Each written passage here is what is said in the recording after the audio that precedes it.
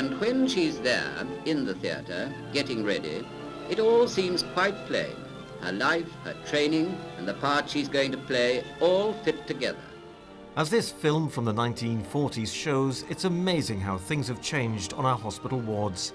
But what brought about that change? I've come to the Thackeray Medical Museum in Leeds to find out about the origins of protective equipment and infection control. It wasn't until scientists discovered how disease travelled, where disease came from, that there was any perceived need for any PPE or really any cleanliness of the patients. In fact, sometimes absolutely the opposite, so that surgeons would prove their skill and experience by wearing aprons that were covered in blood. That was a mark of how experienced they were. One of the pioneers of infection control was Florence Nightingale. She would have been 200 years old next month, and her name has been given to the new temporary hospitals, including the one in Harrogate.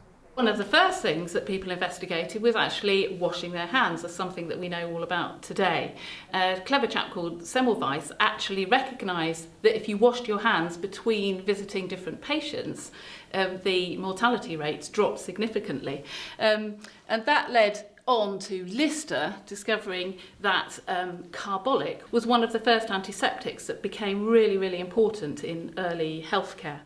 As scientists and medics began to realise that protection was needed from the doctors and nurses around the patients, they began to invent very simple masks, some made with cheesecloth, with ties to wrap around the head.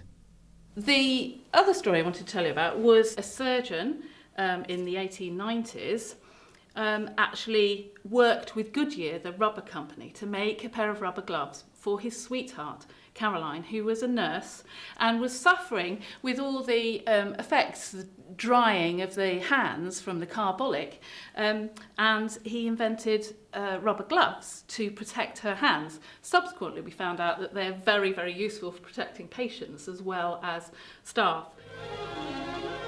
Times move on, but we are living through a period of historical significance.